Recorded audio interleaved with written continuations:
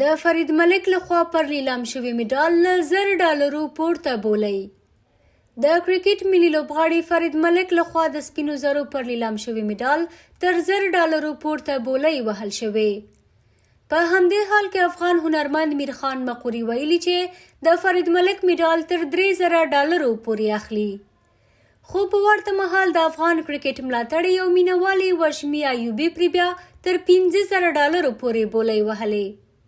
له بل خوا لوګر کې د ترانسپورټي شرکت مشر ګلریز شیرزاد ویلي چمتو دی چې د فرید ملک مډال په $5.5 واخلي. ملي لوبغاړي فرید ملک ویلي چې د پاکستان سره د تیرې لوبلړۍ پر مهال یې ترلاسه کړی د سپینو زرو مډال پلوري او پیسې له پاکستانه راشړل شوي او افغان کډوالو سره مرسته کوي. دا چې د فرید ملک پر مډال به بولی څو ته پورته کیږي او څوک به یې اخلي، په لنډ وخت کې به یې ښاغلی ملک خپله اعلان کړي.